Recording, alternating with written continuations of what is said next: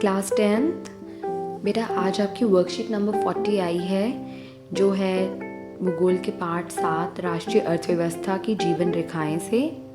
तो आज भी बेटा हम पहले की तरह चैप्टर से जो पोर्शन है वर्कशीट का उसको कवर करेंगे प्रॉपरली। जैसे कि मैंने आपको बताया था कि लास्ट टाइम कि आपको जल परिवहन की वर्कशीट आएगी इस बारी। तो जल परिवहन की वर्कशीट है, तो हम जल परिवहन का जो पूरा हिस्सा है एनसीईआरटी से उसको रीड आउट करेंगे, साथ ही मैप वर्क भी देखेंगे। और मैं चाहती हूँ बेटा आप अपना एक भारत का इंडिया का मैप लेंगे, एक मानचित्र लेंगे, और उसमें जो हमारे जो मुख्य समुद्री पतन है, ठीक है, जैसा कि एनसीईआरटी की बुक में दिया हुआ है मैप, वो आप बनाएंगे और अपने रजिस्टर में पेस्ट करेंगे। Okay, this is part of your map activity, तो इसको ज़रूर करिएगा बेटा, इसके मार्क्स मैं आपको बाद में दूंगी। ऑलराइट, तो अभी हम चैप्टर को एक बारी जल परिवहन का जो पूरा हिस्सा है उसको रीड आउट करेंगे। निम्न जलमार्गों को भारत सरकार द्वारा राष्ट्रीय जलमार्ग घोषित किया गया है, क्योंकि वो इतने महत्वपूर्ण हैं कि उनको राष्ट्रीय जलमार्ग का दर्जा दिया गया है, नाम दिया गया है भारत सरकार द्वारा। ठीक है, तो ये बेटा हमें थोड़ी से जलमार्ग की जो संख्या है वो लर्न करनी है। साथ ही साथ ये भी देखना है कि जो जलमार्ग है कहाँ से कहाँ तक, कौन सी जगह से कौन सी जगह तक जाता है। ठीक है, इसको आप अपनी नोटबुक में लिख सकते हैं, अपने रजिस्टर में लिख सकते हैं, आपको याद रहे। ठीक है, जैसे कि हल्दिया और इलाहाबाद के बीच में गंगा जलमार्ग है जो 1620 किलोमीटर लंबा है। ठीक है, ये है आपका नेशनल जलमार्ग जो है संख्या नंबर 1। तो ऐसे बेटा एमसीक्यूज में आता है कि नौगम्य जलमार्ग संख्या नंबर 1 जो है वो कहाँ से कहाँ तक है, ठीक है, या वो कौन सी नदी का जलमार्ग है, तो गंगा। ऐसे प्रश्न आते हैं, तो आपको ये पूरा लर्न होना चाहिए। ठीक है, नेक्स्ट, सदिया और धुबरी के मध्य 891 किलोमीटर लंबा ब्रह्मपुत्र नदी जलमार्ग है, जो है आपका नौगम्य जलमार्ग संख्या नंबर 2।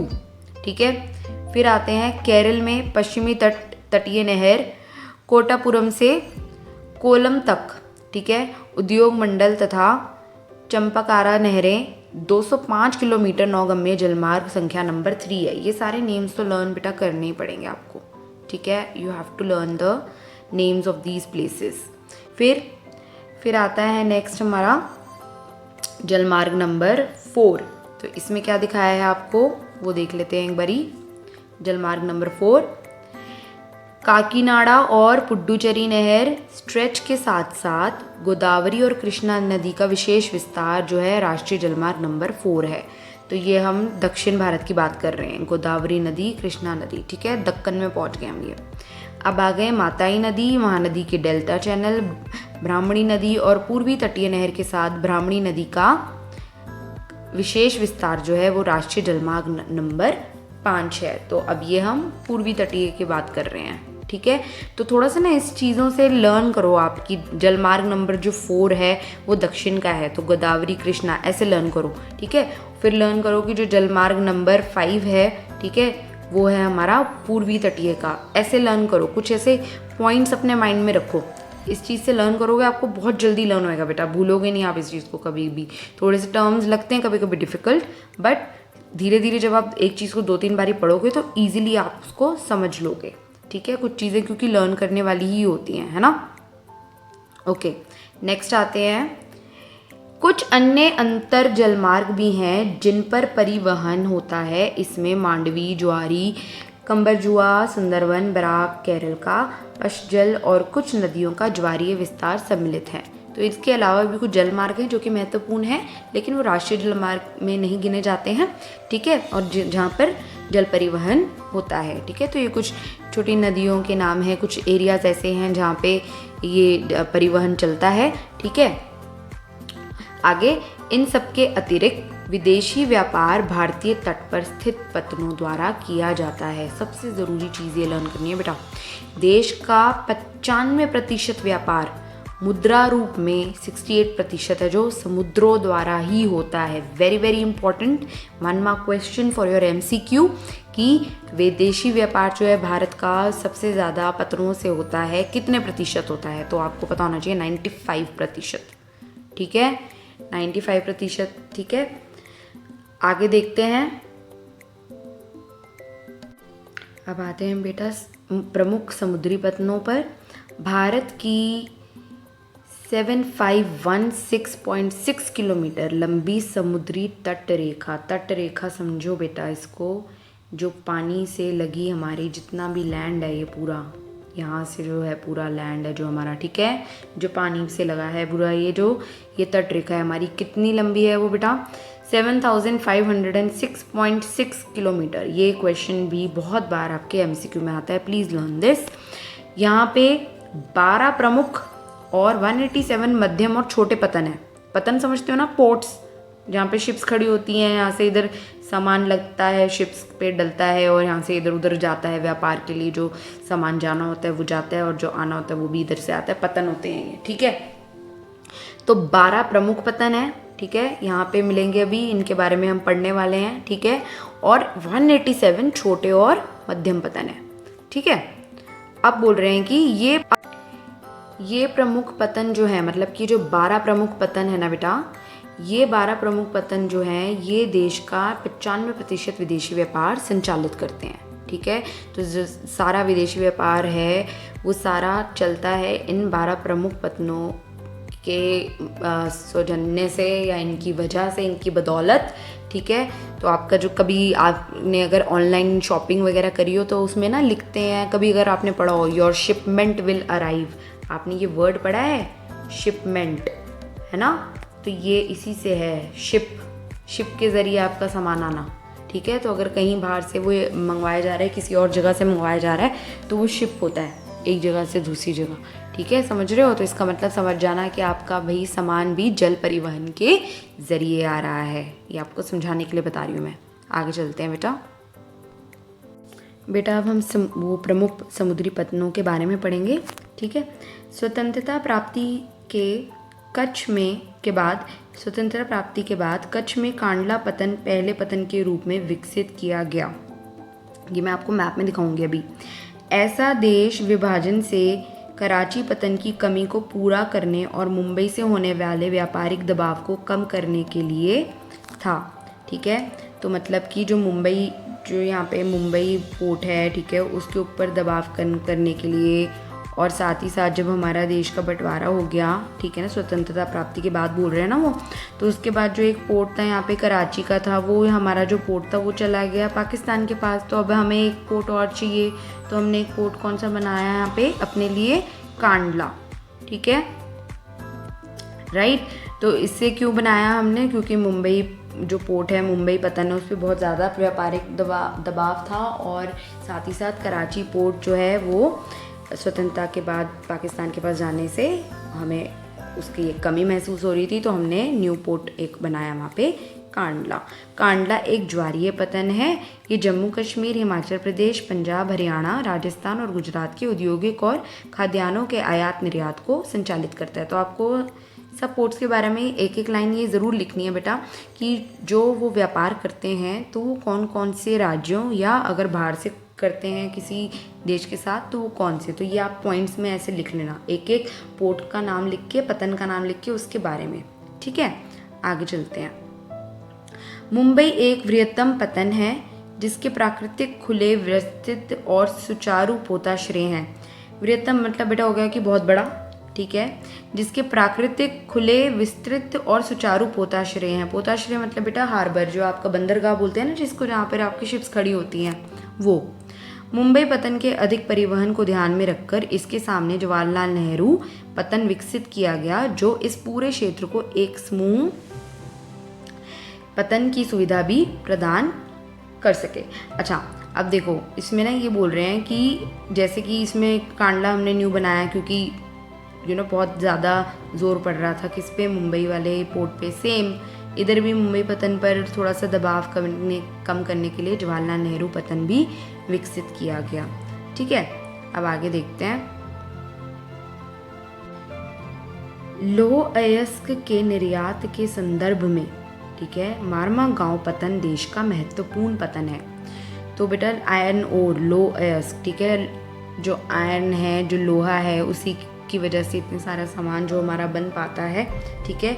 इसके निर्यात क्या होता है, जब हम एक्सपोर्ट करते हैं, ठीक है, चीज़ों को जब हम बाहर बेचते हैं, निर्यात के संदर्भ में जो सबसे हमारा देश का जो पतन है जो महत्वपूर्ण वो है मार्मागांव। ठीक है, मार्मागांव याद रखोगे, अब गोवा के पास है, गाँव से याद रखो, गोवा से याद रखो मार्मागांव। ठीक है, अभी मैप में देखेंगे हम। ठीक है, यहाँ से देश के कुल निर्यात का आधा लौह अयस्क निर्यात किया जाता है, समझ गए, 50%। तो मार्मागांव गोवा के पास क्या करता है, ये लौह अयस्क निर्यात कितना, देश का 50%। ऐसे पॉइंट्स में लिखना आपने मार्मागांव के बारे में। ओके, आगे चलो। कर्नाटक में स्थित न्यू मैंगलोर पतन कुद्रेमुख खानों से निकले लौह अयस्क का निर्यात करता है। तो वहाँ पे खाने हैं, केव्स हैं, जैसे बोलते हैं ना, है ना, माइंस जहाँ से हम निकालते हैं ये जो लौह अयस्क वगैरह, डायमंड्स भी निकलते हैं वहाँ से। ठीक है, माइंस में से आपको पता होगा। तो न्यू मैंगलोर जो है पोर्ट जो है कर्नाटक में, वहाँ से लौह अयस्क का निर्यात किया जाता है। ठीक है, फिर सुदूर दक्षिण पश्चिम में कोची पतन है। ये एक लेगून के मुहाने पर स्थित एक प्राकृतिक पोताश्रय है। तो ये एक प्राकृतिक बंदरगाह है। कौन सा, कोची। कहाँ पे, दक्षिण पश्चिम में। अभी हम इसको मैप में देखेंगे। ठीक है, आगे चलते हैं। पूर्वी तट के साथ तमिलनाडु में, अब हम पहले, अभी तक हमने पश्चिम तट के सारे वो करे हैं, प्रमुख वाले अपने पतन। ठीक है, अब हम पूर्वी तट पे आ रहे हैं। याद रखना आपने बेटा, ये पश्चिम है, ये पूरब है। ठीक है, याद रखोगे। जो हमारा जो ये गुजरात है ये पश्चिम में है, बंगाल जो है पूरब में, ऐसे याद रखना। अब हम पूर्वी तट के साथ तमिलनाडु में दक्षिण पूर्वी शोर पर टूटीकोरिन पतन है। ठीक है, यहाँ नीचे है वो, अभी हम मैप में देखेंगे। और इसके बारे में क्या बोल रहे हैं कि ये भी एक प्राकृतिक पोताश्रय है। ठीक है, इसका फर्स्ट पॉइंट तो ये हो गया कि ये एक प्राकृतिक पोताश्रय है। और आगे, इसकी पृष्ठभूमि भी अत्यंत समृद्ध है। अतः ये पतन हमारी पड़ोसी देशों जैसे कि श्रीलंका, मालदीव और आदि तथा भारत के तटीय क्षेत्रों को भिन्न वस्तुओं के व्यापार को संचालित करता है। तो क्योंकि ये दक्षिण भारत में है, ठीक है, यहाँ पे है ये, और हमें पता है हमारे दक्षिण में श्रीलंका है, यहाँ पे हमारा मालदीव है। ठीक है, तो थोड़ा सा ऊपर ये यहाँ पे है। ठीक है, तो वो इन देश से व्यापार करता है। ठीक है, वस्तुओं का व्यापार होता है, राइट। फिर आ गए हम नेक्स्ट, एक और बड़ा पतन है हमारा। चेन्नई हमारे देश का सबसे पुराना, प्राचीनतम कृत्रिम पतन है, बनाया गया। ठीक है, नेचुरल नहीं है ये प्राकृतिक नहीं है, ये इंसानों द्वारा बनाया गया है। कृत्रिम मतलब हो गया बेटा आर्टिफिशियल। ठीक है, बनाया गया। व्यापार की मात्रा और लदे सामान के संदर्भ में इसका मुंबई के बाद दूसरा स्थान है। तो सबसे ज़्यादा जहाँ पे व्यापार होता है, वो सबसे ज़्यादा व्यापार जो होता है वो कौन सा पतन है, मुंबई। और नंबर 2 पे कौन है, चेन्नई। याद रखोगे, नंबर 2 पे चेन्नई। आगे चलते हैं। विशाखापट्टनम स्थल से घिरा गहरा और सुरक्षित पतन है। 1 मार्क क्वेश्चन, कौन सा ऐसा पतन है जो सबसे गहरा और सुरक्षित पतन है और स्थल से घिरा है, विशाखापट्टनम। ठीक है, उड़ीसा के पास थोड़ा सा देखेंगे अभी। प्रारंभ में ये पतन लौह अयस्क निर्यातक के रूप में विकसित किया गया था। उड़ीसा में स्थित पारादीप पतन विशेषतः लौह अयस्क का निर्यात करता है।